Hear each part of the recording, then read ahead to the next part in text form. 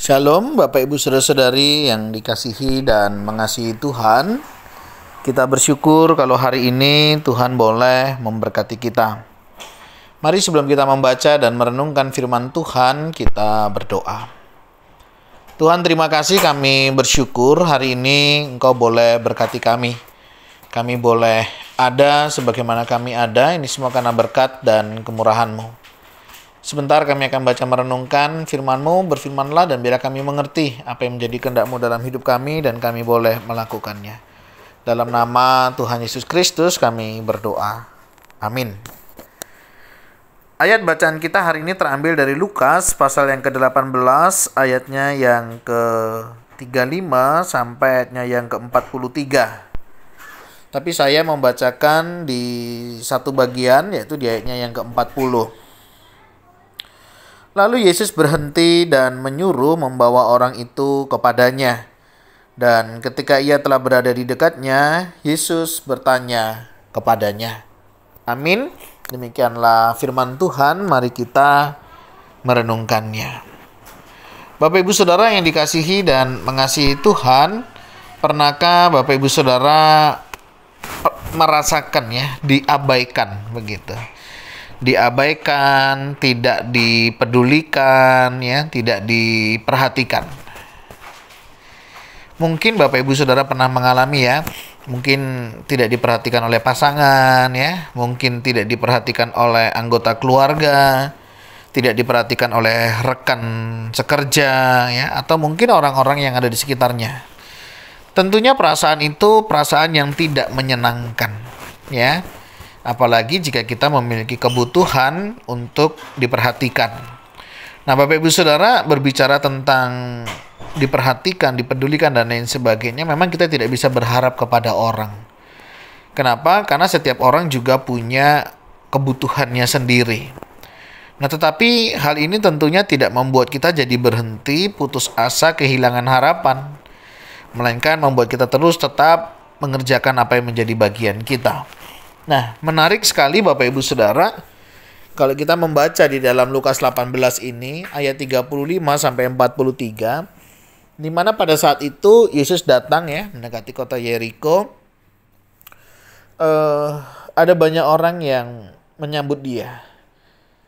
Tak tertinggal ada seorang yang buta. Bagaimana orang buta ini tidak bisa melihat, dia hanya mendengar begitu ramainya orang di jalanan, sehingga dia mulai bertanya, ada apa toh? Siapa yang lewat begitu? Kemudian beberapa orang memberitahu, itu Yesus orang Nazaret lewat. Oh, Yesus anak Daud? Akhirnya si orang buta ini berteriak. Nah, pada saat dia berteriak, kita bisa bayangkan di tengah hiruk pikuk banyaknya orang, tidak banyak orang yang peduli, apalagi dia buta yang nggak bisa melihat, tidak bisa langsung mendatangi langsung. Dia coba berteriak, Yesus orang Nazaret, Yesus anak Daud, kasihanilah aku. Nah, mereka yang berjalan di depan menegur dia bahkan diam. Namun semakin keras ia berseru, anak Daud, kasihanilah aku. Saudara, seolah-olah si buta ini diabaikan oleh orang-orang sekitarnya. Saya paham. Yang lain juga punya kebutuhan untuk berjumpa dengan Tuhan. Yang lain juga punya kebutuhan untuk melihat siapa Tuhan. Nah, yang disayangkan adalah mereka mengabaikan yang lainnya yang juga pengen mengalami Tuhan. Nah, menariknya ketika semua orang tidak peduli, semua orang tidak memperhatikan, justru menyuruh dia untuk diam, Yesus mendengar. Begitu Yesus mendengar. Dan dia berhenti, saudara. Lalu Yesus berhenti dan menyuruh membawa orang itu kepadanya. Ini sesuatu hal yang luar biasa Saya masih ingat satu kali waktu Presiden Jokowi begitu dia keliling ke daerah Biasa orang datang berkerumun ramai, ada pengawalan yang cukup ketat. Nah, satu kali tiba-tiba dia berhenti, dia panggil seorang anak begitu Kemudian si anak muda ini ditanya, kamu pengen apa? Pengen jaket. Dikasih jaketnya, saudara. Wah, dia sorak gembira sukacita. Dan itu menjadi pengalaman kehidupan yang luar biasa bagi dia.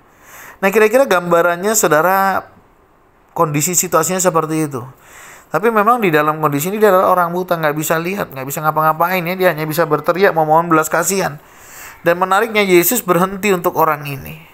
Yesus berhenti menghadapkan ya mukanya kepada dia dan menyuruh orang buta itu untuk dibawa kepadanya. Ini sesuatu hal yang luar biasa. Mungkin kita merasa dicueki, ya, diabaikan oleh orang-orang sekitar kita, oleh pasangan, oleh rekan kerja, atau mungkin rekan sepelayanan. Saudara jangan putus asa. Saudara jangan merasa, udahlah hidupku memang gak berarti. Jangan, saudara. Ingat ada satu pribadi, Dia Allah yang peduli, Dia Allah yang mengerti, yaitu Tuhan Yesus kita. Bayangkan, Dia panggil orang buta itu dan ditanya, apa yang kau kehendaki supaya aku perbuat bagimu? Wah, saudara, ini satu pertanyaan yang luar biasa. Kalau saudara mengalami perjumpaan pribadi dengan Tuhan, Tuhan tanya kayak gini, saudara. Kira-kira jawaban apa yang akan saudara berikan? Saya yakin dan percaya, kalau kita dikasih satu kesempatan yang meminta, saya percaya kita pasti meminta sesuatu yang sangat penting sekali di dalam hidup ini. Ya. Dan orang buta itu menjawab, Tuhan, supaya aku dapat melihat. Karena dia tahu, dia sudah lama buta dan dia pengen melihat. Tentunya bukan hanya sekedar melihat dunia ini, tapi dia juga mau melihat Tuhan. Dan ini sesuatu hal yang luar biasa. Akhirnya apa? Tuhan mengabulkan. Ya, melihatlah engkau, imanmu telah menyelamatkan engkau. Iman pengharapannya kuat di dalam Tuhan. Dan ini sesuatu yang luar biasa, saudara. Saya masih ingat satu penulis penyair lagu ya, Fanny J. Crosby. Dia seorang yang buta. Satu kali dia ditanya, apakah kamu menyesal dengan situasi kondisi hari ini? Dia bilang enggak. Saya bersyukur di tengah kondisi seperti ini Tuhan tetap menjaga, memelihara saya. Pertanyaan yang kedua, apakah kamu misalnya ya diizinkan mau buta seperti ini begitu, atau kamu tidak mengalami situasi yang seperti ini? Dia bilang, gak apa-apa, aku mau mengalami seperti ini. Dan kalaupun aku sampai mati, aku buta, gak ada masalah. Tapi satu hal yang kita perlu tahu, ketika mataku dibuka, satu pribadi pertama yang aku lihat adalah Tuhan Yesus. Saudara, ini iman dan pengharapan yang luar biasa. Mungkin kita hari ini diabaikan oleh banyak orang. Mungkin orang tidak memperhitungkan kita karena kita ini siapa. Saudara, jangan membuat engkau putus asa, kehilangan harapan. Ingat, ada satu pribadi, Dia Allah yang mengerti, Dia Allah yang peduli. Dan Dia tahu setiap kita. Oleh sebab itu, saudara, mari kita tetap datang kepada Tuhan. Kita serahkan seluruh hidup kita kepada Tuhan. Dan percayalah, Tuhan yang Maha Tahu, Tuhan yang Maha Mengerti, yang akan menolong dan memampukan kita untuk kita boleh melewati dan menjalani ini semua. Mari saudara, belajar. Walaupun diabaikan, ingat ada satu pribadi yang memperhatikan. Yang kedua, kalau kita tahu betapa pentingnya ya diperhatikan, mari kita coba belajar memperhatikan orang-orang yang ada di sekitar kita. Sudahkah hari ini kita memperhatikan pasangan kita? Pasangan kita adalah orang yang senantiasa bersama dengan kita. Ya, jangan sampai kita nggak punya waktu sama dia. Ya, jangan karena alasan kesibukan, alasan pekerjaan, yang kita bilang untuk keluarga, tapi justru keluarga tidak merasakannya. Mari saudara, untuk pasangan yang masih ada pasangannya, mari coba kita perhatikan pasangan kita dengan baik. Yang kedua, mari coba kita perhatikan anggota keluarga kita. Apakah itu orang tua, apakah itu anak kita, bagaimana kita memperhatikan mereka hari ini? Sudahkah kita sungguh-sungguh memperhatikan mereka? Jangan sampai mereka kehilangan perhatian dan mencari perhatian di luar. Satu kali dalam satu kesempatan saya mengajar kelas katekisasi, salah satu murid bertanya, perlukah kita melakukan sembahyangan kepada orang yang sudah meninggal? Saya bilang, buat apa? Kenapa tidak lebih baik kita pikirkan merawat orang tua kita selagi masih hidup? Kalau sudah meninggal, itu sudah gak ada artinya. Justru selama hiduplah kita penting merawat, menjaga, memperhatikan orang tua kita. Itu kesempatan kita. Jangan nanti orang tua yang sudah nggak ada baru kita sibuk ya memikirkan segala sesuatunya. Percuma saudara, kalau selama hidup kita sia-siakan.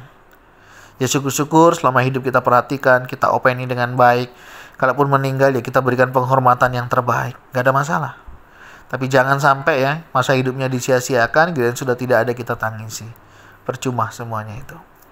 Atau kita mulai belajar memperhatikan teman sekerja, rekan sepelayanan, orang-orang yang setiap hari kita jumpai.